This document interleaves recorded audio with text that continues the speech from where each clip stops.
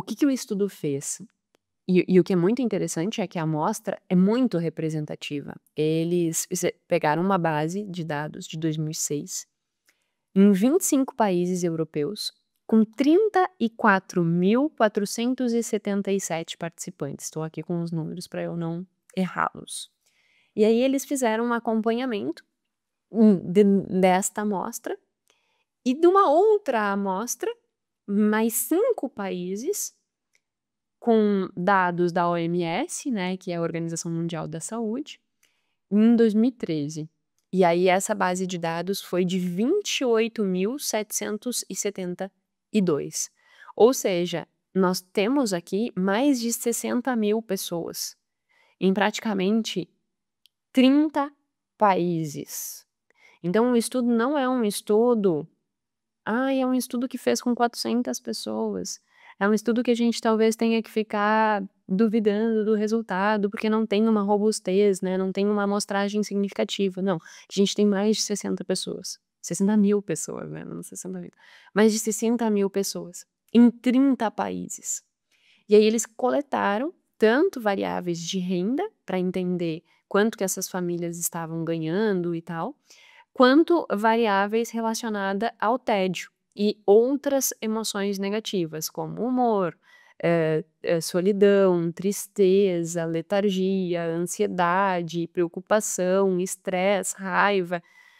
Todos esses aspectos estavam sendo abordados dentro dessa estrutura, né, dentro dessas 2 amostras, a amostra de 25 países, da base do inquérito social da Europa e a base de 28.000 pessoas da Organização Mundial da Saúde. E aí cada uma delas tinha uma estrutura de dados diferente, mas a grosso modo as 2 elas abordaram tanto do ponto de vista de renda quanto do ponto de vista de afeto negativo, que é essas sensações ruins, essas emoções negativas, e dentro dessas condições estava o tédio.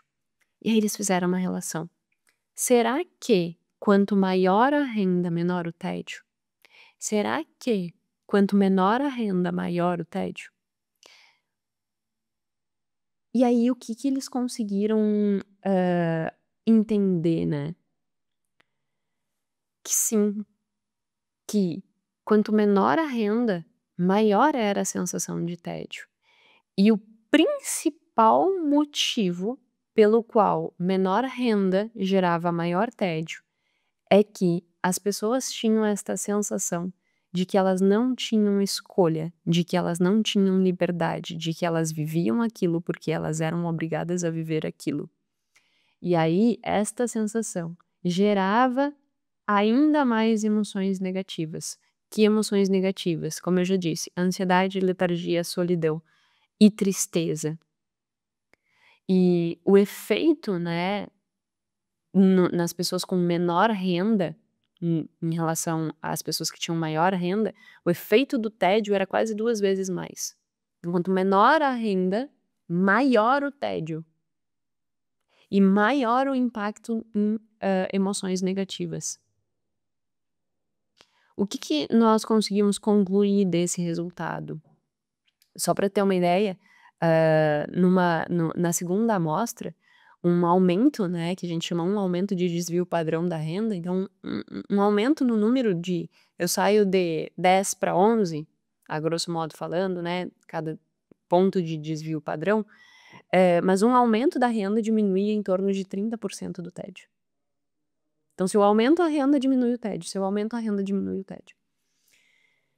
E aí eles começaram a buscar, né, entender o que que o tédio gerava e por que que ele retroalimentava a pobreza. E aí eles chegaram a conclusões pautadas também em outros estudos que mostravam exatamente essa condição que eu mencionei anteriormente.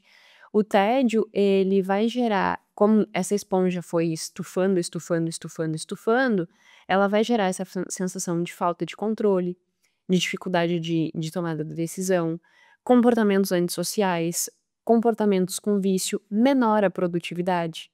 A pessoa começa a ficar irritada, começa a ficar triste, e aí ela tem menor produtividade. E aí eles foram mais a fundo, e aí eles queriam entender exatamente quais eram, as composições, né, ou seja, quais eram as variáveis mediadoras entre baixa renda e tédio. E aí eles chegaram a 3 variáveis principais dentro desse contexto, que foram muito significativas. Por que que a baixa renda gera tédio? Eu já falei bastante aqui, mas agora eu vou explorar o resultado do artigo e me esmiuçar em cada uma dessas 3 variáveis. E depois como que corrige essas 3 variáveis para que a gente não entre dentro da armadilha da escassez por ter essa sensação de tédio. Primeiro, falta de agência. Quem tem sensação de que está faltando dinheiro, tem uma sensação que tem uma autonomia reduzida. Porque é como se efetivamente eu estivesse vivendo a vida que eu tenho, porque eu não tenho condições de viver outras coisas. É o exemplo que eu dei de ir na beira-mar. Ir na beira-mar hoje, pra mim, é maravilhoso. Na beira-mar ou qualquer outro lugar, tomar um chimarrão, olhar um pôr-do-sol, é lindo, é maravilhoso. Naquela época, eu ficava com um pensamento negativo de que eu estava fazendo aquilo ali só porque não tinha outra alternativa. Estava fazendo aquilo ali porque aquilo ali é de graça. Então, o que que acontece? É uma distorção da percepção da realidade em decorrência da escassez vinculada com o tédio. E aí essa sensação de falta de autonomia, essa sensação de que tu não tem liberdade, "ah, eu gostaria de fazer tal coisa, mas eu não tenho dinheiro, então eu não posso fazer. Ai, que saco, eu não posso fazer. Ah, me convidaram pra fazer tal coisa, me convidaram pra ir num jantar, eu tenho que dizer não. Ai, que saco que eu tenho que dizer não. Eu não posso fazer nada, nunca. Eu tenho que estar sempre me controlando, eu tenho que estar sempre e aí vai criando aquela coisa, sabe. Eu tenho que estar sempre me controlando, eu tenho que estar sempre contando dinheiro, eu tenho que estar sempre ai, que saco. Que eu entendo essa sensação, eu já vivi essa sensação. E eu te garanto, sobrevalorizar essa sensação, ela não te ajuda em nada em resolver o problema, em nada. Se tu olhares para essas sensações que tu tens e começar a ter um pouco mais de discernimento e fazer o questionamento que eu mencionei anteriormente, né, tá, mas e se eu tivesse mais dinheiro que eu pudesse escolher, eu efetivamente deixaria de fazer isso que eu tô fazendo?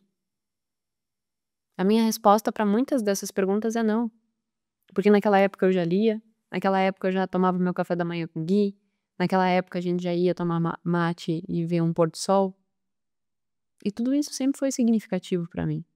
Só que meu filtro estava errado, meu filtro estava distorcido, eu estava com a minha esponja cheia, e aí eu não estava valorizando coisas que eram importantes, e aí eu estava sobrevalorizando essa sensação de falta de autonomia. Quando a gente tem uma sensação de falta de autonomia, é como se nós estivéssemos presos dentro da nossa própria vida. E essa sensação de estar preso dentro da tua própria vida, sem que tu possa escolher o que fazer, faz com que tu tenha uma percepção de que a tua vida ela é pior, inclusive, do que possivelmente ela seja. Então é como se você encarasse a sua vida como uma vida muito ruim, quando na verdade talvez ela nem seja tão ruim assim. É porque esta sensação de falta de agência, tecnicamente falando, né, a gente usa muito esse termo dentro, principalmente dos estudos de administração, mas didaticamente seria essa falta de autonomia, né, essa falta de, poder escolher. Se tu sobrevaloriza essa falta de poder escolher, a tua vida começa a ficar cada vez pior. Então esse é um primeiro movimento que tu deve fazer. Dê pequenos passos e analise se essas coisas elas não são importantes pra ti e se em uma outra condição tu não as manteria também. Isso vai te dando paz, sabe. Por exemplo, assim, eu não corro, mas, alguém que corre, né, vai pensar assim: "Ah, eu corro porque é a única opção, porque eu não tenho gasto pra correr". Tá, mas espera aí, e se tu pudesse, tu deixaria de correr? Sabe? "Ah, eu como em casa porque eu não tenho como comer fora". Tá, mas espera aí, o quão gostoso pode ser eu comer em casa? Eu e a gente fazia várias coisas, assim, tipo, ia pra cozinha juntos, né, fazia várias coisas juntos. Desde panqueca, que é uma coisa simples, a rapadura, a pastel de forno, que mais que a gente fazia? Até sushi nós fazíamos. Até sushi nós fazíamos. Por quê? Porque a gente não tinha condição, então a gente criava coisas, né. E hoje eu vejo que talvez eu pudesse desfrutar daquilo de uma forma mais leve do que eu desfrutei. Porque que gostoso que é tu estar com teu marido cozinhando, se divertindo na cozinha. É super gostoso. Hoje em dia a gente vai por prazer. Mas naquela época, por que que eu não desfrutei? Porque eu estava nessa condição, mas e se nós conseguirmos desfrutar um pouco melhor disso, será que a gente não sai mais rapidamente dessa armadilha de escassez? Por quê? Porque se tu se sentir mais leve, se tu se sentir melhor, se tu parar de achar que tu tá uma esponja que tá prestes a explodir, tu dá uma aliviada na tua carga emocional. E tu consegue viver melhor. Se tu consegue viver melhor, tu consegue produzir melhor. Se tu consegue produzir melhor, tu vai ter um resultado mais rápido, entende? Então o que eles mostram aqui no estudo, antes que eu já mencionei, é uma baixa da produtividade, por exemplo, para quem sente muito tédio. O que parece um pouco, contraditório, né, tu vai pensar assim: "Ah, a pessoa tá com tédio, mas vai achar o que fazer". Não. O tédio não tem a ver com falta do que fazer. O tédio tem a ver com a sensação que tu tens dentro daquele contexto, que em uma das variáveis é justamente essa sensação de que eu estou aqui, entre aspas, sem ter o que fazer, porque eu não posso fazer outras escolhas. Entendeu? Então não é que eu não tenho o que fazer, é que aquilo que eu gostaria de fazer eu não posso. E é exatamente esta sensação de aquilo que eu gostaria de fazer eu não posso que vai inchando a tua esponjinha, até que ela e aí esse estufar da tua esponjinha tira tua capacidade de refletir racionalmente, de ser coerente com os teus valores, que é o segundo ponto que a gente já vai falar, de ter produtividade. E aí falando dos valores, é o segundo tópico, né. O segundo tópico, o primeiro falta então de agência, né, essa redução da possibilidade de escolha, e o segundo tópico é significado. As pessoas que estão em escassez e que têm essa sensação de tédio ampliada, elas têm uma falta de senso de significado. Elas têm uma dificuldade de, olhar e ver sentido naquilo que elas estão fazendo. Porque se soma ao ponto anterior de que a pessoa acha que ela tá fazendo ali porque é a única escolha dela, e ela pensa: "Isso aqui não tem importância nenhuma pra mim, eu tô fazendo por livre e espontânea obrigação". E aí ela acaba piorando essa sensação de tédio dela. Por que que ela acaba piorando essa sensação de tédio dela? Porque é como se a vida, ela efetivamente estivesse nesse preto e branco que eu estava falando antes. E aí aquilo que poderia ser significativo, perde, porque tu acha que tu não tá fazendo aquilo porque tu gostaria. Então se soma a parte um, né, a falta de significado com a falta de agência. E o último, mas não menos importante, é a limitação da tua atenção. Quando nós estamos em escassez, nós estamos no túnel, ou seja, tudo e qualquer coisa que aconteça, tu vai ter uma preocupação com a tua situação, a tua condição. E essa preocupação exacerbada faz com que o teu foco atencional ele esteja direcionado para a dificuldade e não para a solução. E aí tu retroalimenta esta sensação de que, meu Deus, eu tenho um problema e eu não consigo sair daqui. Eu tenho conta para pagar. Será que eu vou dar conta? Será que eu não vou dar conta? E aí a tua cabeça fica e tu consome todos os teus recursos cognitivos. Tu sobrecarrega teus recursos cognitivos. E aí esta dificuldade de atenção em coisas que efetivamente trariam uma mudança na tua vida, reforçam a escassez. reforçam a sensação de tédio, reforçam a manutenção do ciclo da escassez. Mas, Jéssica, o que eu tenho que fazer então nesse aspecto? Tu precisa abrir espaço mental. Tu precisa liberar recurso cognitivo. E como que se libera recurso cognitivo? Um primeiro passo é com o Otim. E eu vou fazer um episódio falando exatamente sobre isso. Sem ser, eu acho que no próximo eu vou gravar um outro falando sobre esse ajuste de rotina, que às vezes as pessoas olham assim: "Ah, eu tenho que resolver todos os meus problemas financeiros", mas caramba, tu nem dormir direito tu dorme. Qual é a base, né? E vamos começar por baixo. Isso é bem relevante, isso é bem importante. Então eu tenho que abrir, né, liberar recurso cognitivo para que eu possa criar autonomia, para que eu possa criar, senso ah, de realmente, assim, eu dou conta de fazer o que eu tenho que fazer. Eu posso mudar a minha condição. Porque se tu tá com uma sobrecarga, tu nem acha que tu dá conta de resolver o problema, sabe.